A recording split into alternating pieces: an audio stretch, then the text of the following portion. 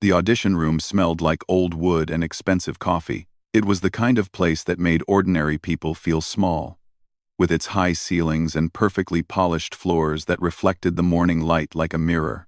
3 long tables sat at the front, covered in stacks of paper and half-empty water bottles. Behind those tables sat 5 judges, all of them looking tired, all of them looking like they had somewhere better to be. Rafael Mendez sat in the center chair. He was 52 years old, and he had been the lead violinist of the Whitmore Chamber Orchestra for over a decade. In that time, he had listened to more auditions than he could count. Hundreds of them, maybe thousands. Young musicians would walk through that door with dreams in their eyes and expensive instruments in their hands, and most of them would leave disappointed. That was just how it worked. There were only so many seats, and the competition was brutal. He had stopped getting excited about auditions years ago.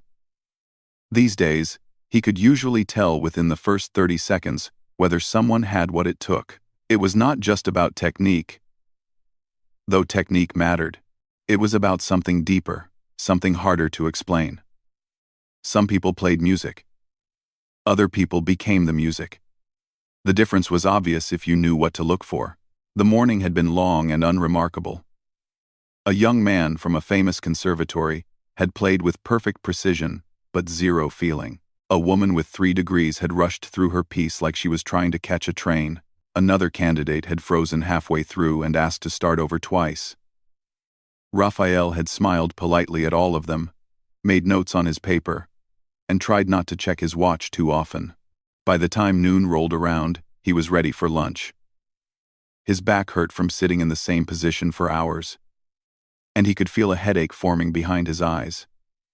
He glanced at the schedule in front of him. One more candidate before the break, just one more, and then he could get some food and fresh air. The door opened, and a woman walked in. She was not what he expected. Most candidates arrived looking like they were about to perform at Carnegie Hall, even though this was just an audition in a practice room. They wore formal black dresses or tailored suits. They carried their instruments in cases that cost more than some people's cars. They walked with confidence, or at least they tried to fake it. This woman was different. She looked to be in her early 30s, with dark hair pulled back in a simple ponytail. She wore a plain gray sweater that had seen better days and a pair of faded jeans with a small tear near the knee. Her shoes were practical, the kind you might wear for a long walk, not the kind you would choose for an important audition. She carried her violin case in one hand, and the case itself looked old and worn, covered in scratches and scuff marks. Raphael watched her walk to the center of the room. She moved quietly, almost hesitantly, like she was not sure she belonged there. He noticed that her hands were rough, the kind of hands that had done real work, not just practice. There were no rings on her fingers, no expensive watch on her wrist. Everything about her seemed ordinary, unremarkable, forgettable. He looked down at her application. The name at the top said Lucia Vega. Under education, there was nothing. No conservatory. No music school. No private teachers listed. Under experience, she had written only 2 words, self-taught. Raphael almost laughed. Self-taught. In all his years, he had never seen anyone list that on an audition form for an orchestra like this. The Whitmore was not some community group that played at local events. They performed at the finest concert halls in the country. They had won awards. They had recorded albums that critics called masterpieces. And this woman thought she could walk in here with no formal training and compete for a seat? He glanced at the judge sitting next to him, a woman named Dr. Vivian Cross, who taught at one of the top music programs in the state. She raised her eyebrows slightly and shook her head, the tiniest movement that said everything without saying anything at all. They were thinking the same thing. This was a waste of time, but rules were rules. Everyone who submitted an application got an audition.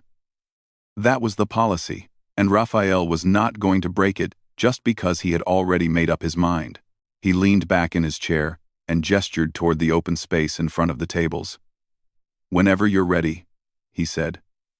His voice was polite but flat, the voice of someone going through the motions. Lucia nodded.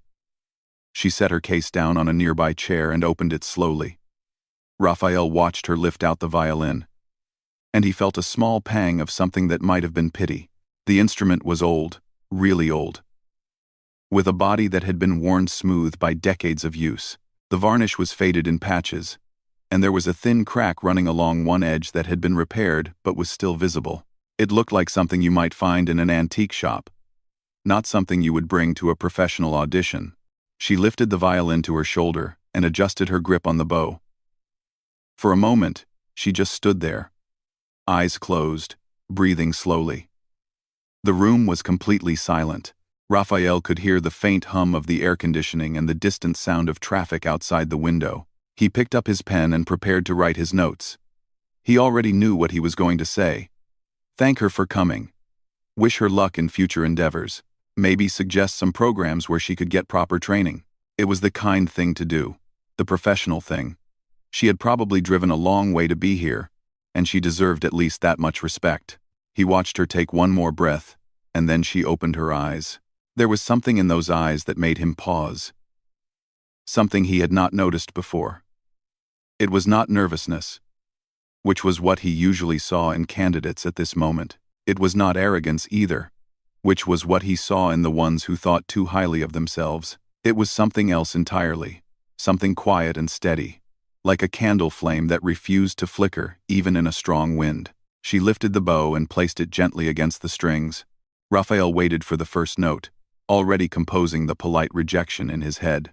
He had no idea that in the next 3 seconds, everything he thought he knew about music and talent and where greatness comes from was about to be completely and permanently shattered. He had no idea that this ordinary-looking woman, with her worn-out sweater and her ancient violin, was about to change his life. He had no idea about any of it, and that was exactly why, years later, he would tell people that this moment was the most important moment of his entire career. Not the awards, not the standing ovations, not the sold-out concerts in famous halls around the world. This moment, right here, right before she played her first note, because this was the moment when Rafael Mendez, a man who thought he had seen everything, discovered that he had not seen anything at all. The bow touched the strings, and the world changed. That is not an exaggeration. That is not dramatic storytelling. That is simply what happened in that audition room on that ordinary Tuesday morning. One moment, everything was normal. The next moment, nothing would ever be normal again. The first note came out soft, almost like a whisper. It floated through the air and seemed to hang there, suspended, like it did not want to fade away. Raphael felt something strange in his chest, a tightness he could not explain. He told himself it was just the coffee he had drunk earlier, or maybe the beginning of that headache he had felt coming on. But then the second note came, and the third. And suddenly Lucia was not just playing music anymore. She was telling a story. Raphael recognized the piece immediately. It was Tchaikovsky's Melodie, a composition he had heard performed hundreds of times by some of the finest musicians in the world. He knew every phrase, every pause, every rise and fall of the melody. He could have hummed it in his sleep. There was nothing about this piece that could surprise him, or so he thought. Lucia played the opening bars, and Raphael felt the hair on his arms stand up. It was not just the technique. Though her technique was flawless, it was something else. Something that lived beneath the notes themselves. She was not reading music. She was not following instructions that some composer had written down 200 years ago. She was reaching into some deep place inside herself and pulling out pure, raw emotion. And she was pouring that emotion into every single note. The melody rose, and Raphael felt his throat get tight. He thought about his mother, who had passed away 3 years ago. He thought about standing at her bedside in the hospital, holding her hand, watching her take her last breath. He had not cried that day. He had been too shocked, too numb, too focused on being strong for everyone else. But now, listening to this woman play, he felt tears forming in his eyes for the first time since that terrible afternoon. He blinked and tried to focus. This was ridiculous. He was a professional. He had judged countless auditions without getting emotional. Music was his job, his craft, something he analyzed and evaluated with cold precision. He did not cry during auditions. He took notes. He scored performances. He made rational decisions based on skill and potential, but his pen was not moving. It had slipped from his fingers at some point, and he had not even noticed. It lay on the table in front of him, forgotten, useless. He could not write anything because he could not think of anything to write. All he could do was listen. He glanced to his left, where Dr. Vivian Cross sat frozen in her chair. Her mouth was slightly open, and her eyes were wide. She looked like someone who had just witnessed something impossible, like a person seeing a ghost or watching the sun rise in the wrong direction. Her pen was also still. Her notes were also abandoned. To his right, the other judges sat in similar states of shock. Nobody moved. Nobody whispered. Nobody did anything except listen as Lucia Vega, this unknown woman in her worn sweater and faded jeans, played the most beautiful music any of them had ever heard. The melody shifted into a minor key, and Raphael felt the sadness in it like a physical weight on his chest. But it was not a hopeless sadness. There was something else there too, something that felt like hope, or maybe courage, or maybe just the simple, stubborn refusal to give up, even when everything seemed lost. The music spoke of pain, yes, but it also spoke of survival. It spoke of someone who had been through hard times and had come out the other side, scarred but still standing. He found himself leaning forward in his chair, drawn toward the sound like a ship being pulled toward a lighthouse. He had spent his entire life around music. He had studied at the best schools. He had trained under legendary teachers. He had performed on stages that most musicians only dreamed about. And in all that time, he had never heard anything quite like this. It was not just that Lucia was technically skilled, though she absolutely was. Her fingers moved with a precision that would have impressed any teacher at any conservatory in the world. Her bow control was perfect, her intonation flawless, her dynamics exactly right. But technical skill alone did not explain what was happening in that room. Plenty of musicians had technical skill. What Lucia had was something rarer. Something that could not be taught in any classroom or practiced in any rehearsal hall. She had truth. Every note she played felt true. There was no performance, no pretense, no attempt to impress. She was not playing for the judges. She was not playing for a seat in the orchestra. She was playing because she had something inside her that needed to come out. And the violin was the only way she knew how to release it.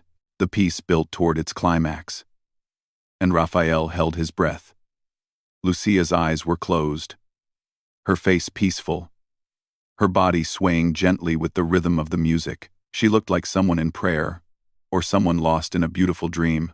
She had completely forgotten that anyone else was in the room. For her, in that moment, there was only the music and nothing else. The final phrases arrived, slow and tender, like a goodbye that neither person wants to say.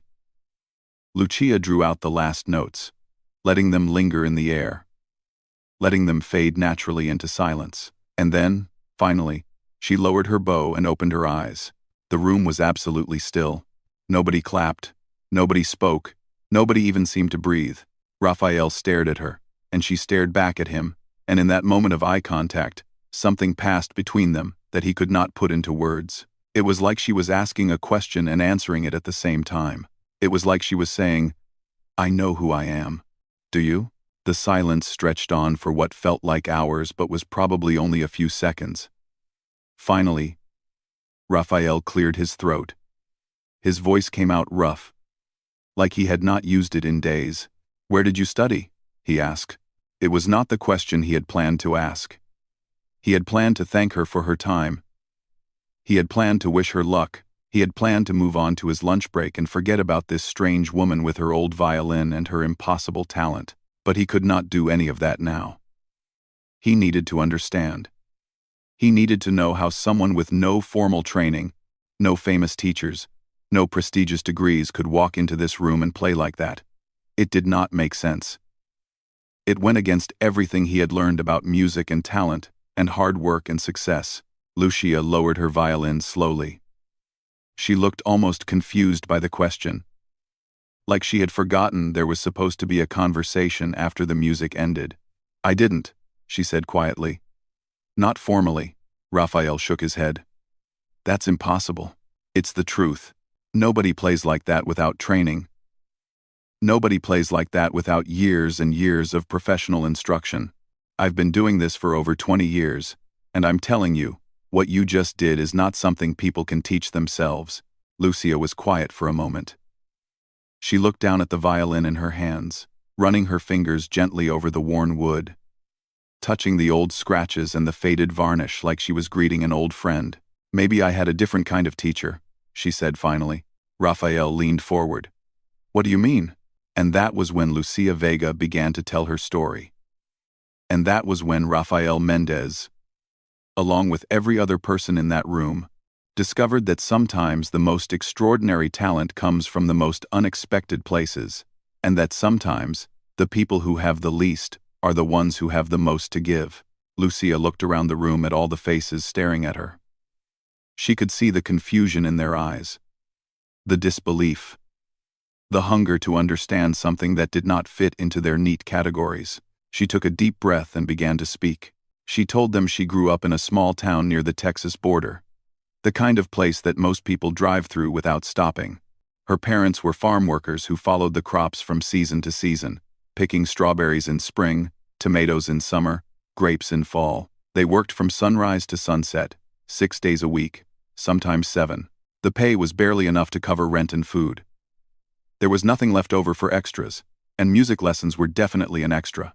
Their home was a trailer on the edge of town, a single wide with thin walls that shook when the wind blew hard. In summer, it was so hot inside that Lucia would sleep on the floor because heat rises, and the floor was the coolest place. In winter, they stuffed towels under the doors to keep the cold air out. It was not a bad life, she said. Her parents loved her. They worked hard to give her everything they could, but there were limits to what hard work could provide when the world was set up the way it was. She was 8 years old when she found the violin. It was a Saturday morning, and her mother had taken her to the local church for their weekly food pantry. The church collected donations of all kinds, not just food. And they had a corner where people could leave things they no longer needed. Old clothes, broken appliances, toys missing pieces. Most of it was junk that nobody wanted. But that morning, sitting in a cardboard box beneath a pile of dusty curtains, Lucia saw something that made her heart stop. It was a violin, old and scratched, and missing one string. The case was gone. The bow was cracked. Anyone else would have walked right past it without a second look. Lucia could not explain what happened next. She had never seen a violin up close before. She had never taken a music class or shown any particular interest in instruments, but something about that broken violin called to her. She reached into the box and picked it up, and the moment her fingers touched the wood, she felt something click into place inside her chest. It was like finding a piece of herself that she had not known was missing. She asked her mother if she could take it home. Her mother looked at the broken instrument and shrugged. It was free, and it made her daughter happy. What was the harm? For the next few weeks, Lucia carried that violin everywhere. She did not know how to play it. She did not even know how to hold it properly, but she would sit on the steps of their trailer and pluck the 3 remaining strings, listening to the sounds they made, trying to find patterns, trying to make something that sounded like music. The neighbors thought she was crazy. Some of them laughed. A few told her to stop making that awful noise. But Lucia did not stop. She could not stop. The violin had become part of her, and giving it up would have been like giving up her own hand. One afternoon, an old woman came walking down the dirt road that ran past their trailer. Her name was Doña Carmen, and she had lived in town for as long as anyone could remember. People said she used to be a music teacher back in Mexico City before she came to America. People said she had played in orchestras and concert halls, that she had been somebody important once, but that was a long time ago. And now she was just a quiet old woman who lived alone in a small house near the railroad tracks. Doña Carmen stopped when she saw Lucia sitting on the steps with the violin. She stood there for a long moment, watching, listening to the clumsy sounds the girl was making. And then she did something unexpected. She smiled. "You are holding it wrong," she said in Spanish. "May I show you?" That was how it started. That simple question on a dusty afternoon changed everything. Doña Carmen came back the next day, and the day after that, and the day after that. She brought a new string for the violin, and showed Lucia how to replace the broken one. She brought an old bow that she had kept in her closet for 30 years, and taught Lucia how to hold it, how to draw it across the strings, how to make the instrument sing instead of screech. She never asked for money. Lucia's family had no money to give. Instead, Doña Carmen asked for something else. She asked Lucia to help her with small things around her house: carrying groceries, pulling weeds from the garden, reading letters from relatives in Mexico because Doña Carmen's eyes were getting too weak for small print. It was a trade, the old woman said. Knowledge for kindness. Music for friendship. That was worth more than money anyway. For the next 10 years, Lucia went to Doña Carmen's house every single day. She practiced for hours, first learning the basics, then moving on to more difficult pieces. Doña Carmen was a demanding teacher. She expected perfection. She would make Lucia play the same passage 50 times, until it was exactly right. She would tap her cane on the floor when Lucia lost focus and say, "Again, from the beginning." Music does not forgive laziness.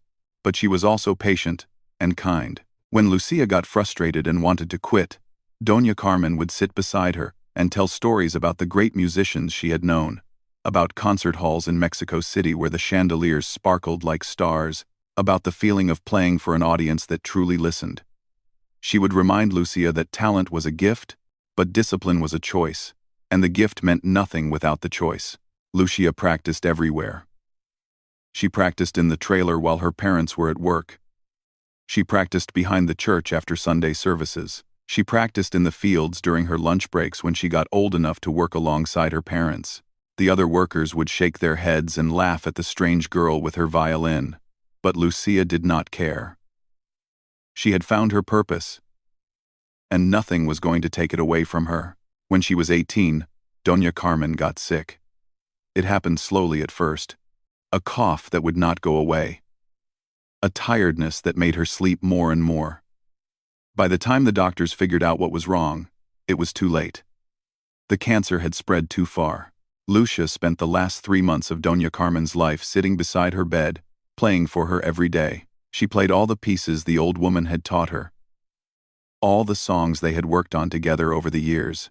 Sometimes Doña Carmen would smile and tap her finger against the blanket in time with the music.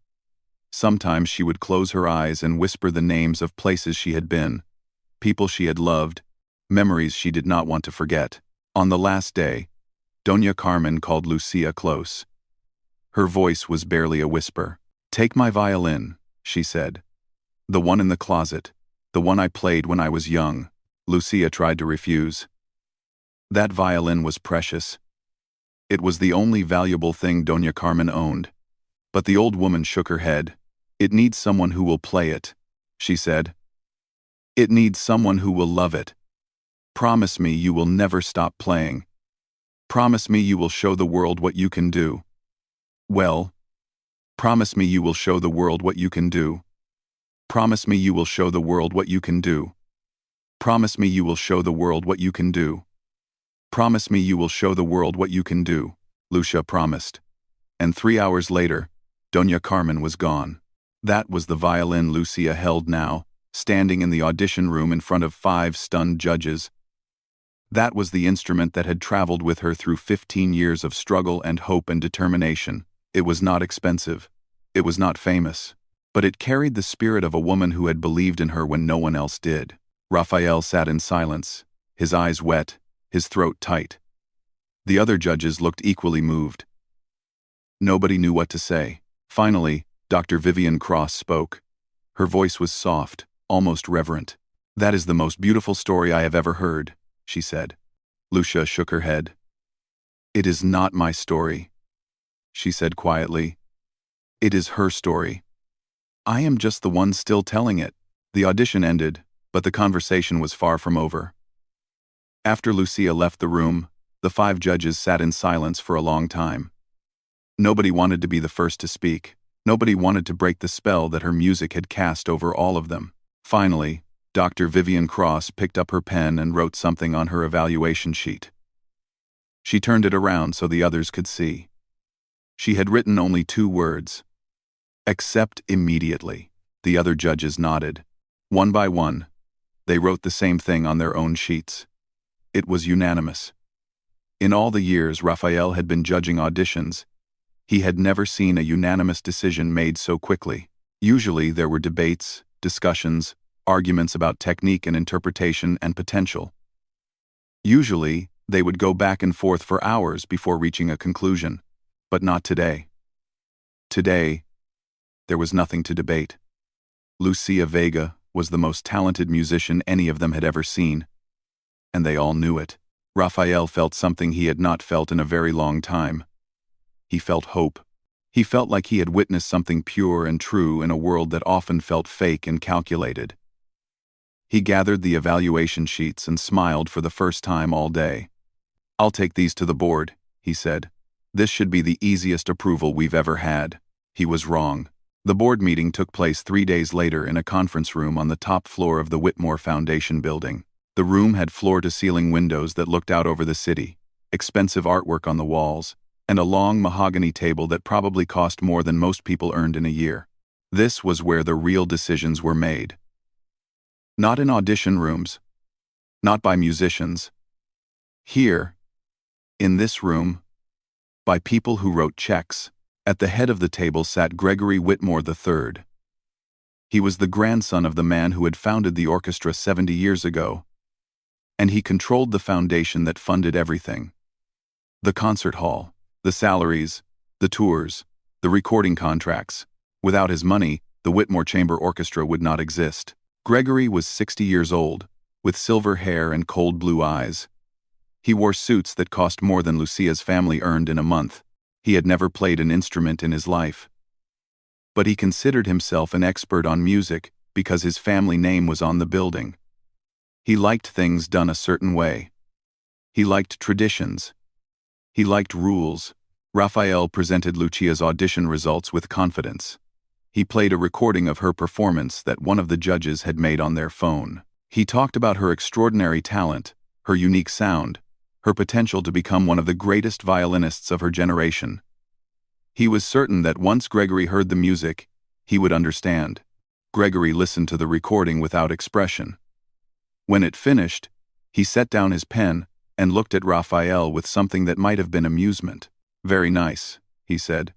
"But tell me about her background." Raphael hesitated. "She's self-taught. She learned from an elderly woman in her hometown who used to be a professional musician. No conservatory training? No. No degrees? No. No references from recognized institutions? No, but if you heard her play in person." Gregory held up his hand to stop him. "I've heard the recording. It's impressive. But this orchestra has standards, Raphael. We have a reputation to maintain. Our musicians come from the finest schools in the world. They have credentials. They have pedigree. We cannot simply hand a seat to someone off the street, no matter how she played in one audition." Raphael felt his jaw tighten. "With respect, Gregory, music is not about credentials. It's about talent. And her talent is undeniable. Talent is part of it," Gregory said smoothly. "But so is background. So is training. So is fitting in with the culture of this organization. How would it look if we accepted someone with no formal education? What message would that send to all the musicians who spent years and thousands of dollars earning their degrees? It would send the message that we care about music more than paperwork." Gregory's eyes hardened. "It would send the message that standards don't matter. That anyone can walk in here and demand a seat based on one good performance." "I'm sorry, Raphael. The answer is no." The room fell silent. The other board members looked down at the table, unwilling to meet Raphael's eyes. They all knew Gregory was wrong. They had all heard the recording. But none of them were willing to challenge the man who controlled the money. Raphael thought about all the years he had spent with this orchestra. 12 years of rehearsals and performances and tours. 12 years of playing politics and keeping quiet when he disagreed with decisions. 12 years of telling himself that the music was worth the compromise. He thought about his own career. How easy it had been for him compared to Lucia.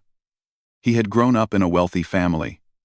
He had attended the best schools. He had teachers who opened doors for him, connections who made phone calls on his behalf.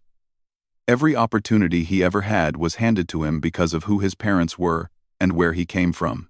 And here was Lucia, who had none of that. Who had practiced in fields and trailer parks. Who had learned from an old woman with a cane and a dream. Who had driven 14 hours just for the chance to be heard. She had more talent in her little finger than most musicians had in their entire bodies, and she was being rejected because her story did not fit into Gregory Whitmore's neat little boxes. Something shifted inside Raphael. Something that had been building for years finally broke loose. He stood up slowly, pushing his chair back from the table. Every eye in the room turned to him. "I have been the lead violinist of this orchestra for 12 years, he said. His voice was calm but firm. "In that time, I have brought in sponsors, trained young musicians, and represented this organization at events around the world. I have given everything I have to the Whitmore name." Gregory nodded impatiently. "And we appreciate your service, Raphael. But that doesn't change. I'm not finished." The room went completely still. Nobody interrupted Gregory Whitmore. "Nobody," Raphael continued. "3 days ago, I heard a woman play the violin in a way that I have never heard before. She made me feel things I had forgotten I could feel. She reminded me why I fell in love with music in the first place. And you're telling me she's not good enough because she doesn't have the right papers?" Gregory's face reddened. "I'm telling you that this organization has standards. Your standards are wrong." Raphael's voice rose slightly. "Your standards have nothing to do with music, and everything to do with protecting a system that keeps people like Lucia out. She is exactly what this orchestra needs.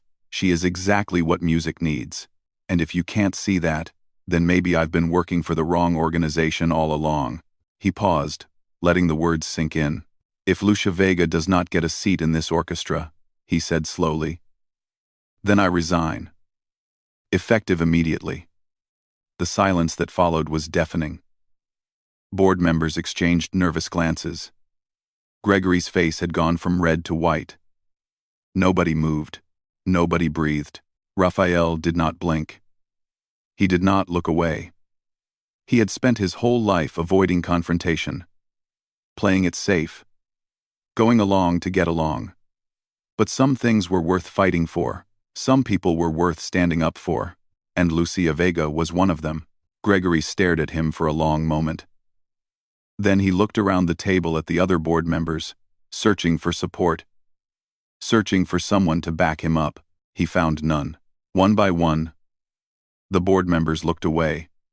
They were tired of being bullied. They were tired of watching talent get crushed by politics. They had heard that recording, and they knew in their hearts that Raphael was right. Gregory cleared his throat. His voice was stiff when he finally spoke. "Fine," he said. "We'll offer her a probationary seat. 6 months. If she proves herself, she can stay." It was not a complete victory. It was not the full acceptance Lucia deserved. But it was a door, cracked open just enough for her to squeeze through. Raphael nodded. "She'll prove herself," he said. "You'll see." He walked out of that conference room feeling lighter than he had felt in years. He did not know if he had made the right decision. He did not know if it would cost him his career, his reputation, his future. But he knew one thing for certain. He could not wait to make the phone call that would change Lucia Vega's life forever. 3 months passed faster than anyone expected. Lucia moved to the city and rented a tiny apartment on the 4th floor of an old building with no elevator. The place was smaller than the trailer she had grown up in. Just one room with a bed in the corner and a kitchen that was really just a hot plate and a mini fridge. The walls were thin, and she could hear her neighbors talking through them at night. But none of that mattered. She had a place to sleep, a place to practice, and a seat in one of the most prestigious orchestras in the country. The first few weeks were hard. The other musicians were polite but distant. They had all heard about her unusual background, and some of them did not know what to make of her. A few whispered behind her back.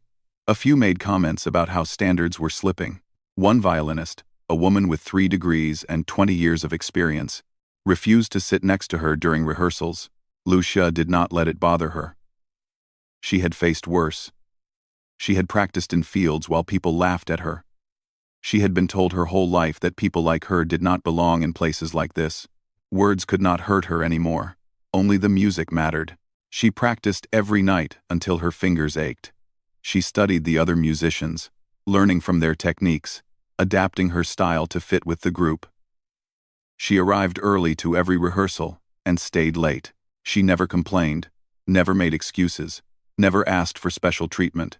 She simply worked harder than anyone else and let her playing speak for itself. Slowly, things began to change. The whispers faded. The cold looks warmed. Musicians who had avoided her started nodding hello in the hallways. The violinist who had refused to sit next to her quietly moved her chair closer during a Tuesday rehearsal and never moved it back. Raphael watched all of this with quiet pride. He had taken a risk standing up for Lucia, and there were moments when he had wondered if he had made the right choice. But every time he heard her play, every time he saw the way she poured her entire soul into the music, he knew that he would make the same choice again without hesitation. Then came the announcement that changed everything. The Whitmore Chamber Orchestra had been selected to perform at Carnegie Hall for a special gala event. It was the most prestigious venue in the country, a place where legends had performed, where careers were made, and history was written. The program would feature Barber's Adagio for strings, one of the most emotionally powerful pieces ever composed. And for the first time in the orchestra's history, they would include a featured solo passage for the first violin section. The conductor made the decision without consulting anyone. The solo would go to Lucia Vega. When Raphael told her the news, Lucia did not react the way he expected. She did not smile or celebrate or jump up and down with excitement. Instead, she went very quiet. She looked down at her hands for a long moment, and when she looked up again, there were tears in her eyes. Doña Carmen always talked about Carnegie Hall, she said softly. She played there once, when she was young. She said it was the most beautiful moment of her life. She said the acoustics were so perfect that you could hear a pin drop from the back row. She paused, her voice catching. She always said she wished I could play there someday. She said she would be listening, wherever she was. Raphael did not know what to say. So he simply put his hand on her shoulder and let the silence speak for both of them. The night of the performance arrived cold and clear. The streets around Carnegie Hall were packed with people in elegant clothes, stepping out of taxis and limousines, their breath forming clouds in the winter air. The marquee above the entrance glowed with the orchestra's name, and inside, 2,000 seats waited to be filled. Lucia stood backstage, holding Doña Carmen's violin, trying to control her breathing. Her hands were trembling slightly. Not from fear, but from the weight of the moment. Everything she had worked for, everything she had sacrificed, everything she had dreamed about since she was 8 years old and found a broken violin in a cardboard box. It all came down to tonight. She closed her eyes and thought about all the people who had helped her reach this moment. Her parents, who had worked so hard to give her a chance. Doña Carmen, who had seen something in her that no one else could see. Raphael, who had risked his own career to open a door that had always been closed. She was not just playing for herself tonight, she was playing for all of them. The concert began. The orchestra moved through the first pieces with precision and grace.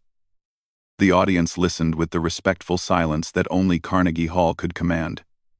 Everything was going perfectly. And then it was time. The lights dimmed slightly. The conductor raised his baton, and the opening notes of Barber's Adagio for strings filled the hall like a gentle wave washing over the shore. Lucia lifted her bow. The solo passage was approaching. She could feel her heart pounding in her chest, could feel the eyes of 2,000 people waiting, watching, wondering what this unknown woman from a small border town could possibly offer. She thought of Doña Carmen's words on that final day.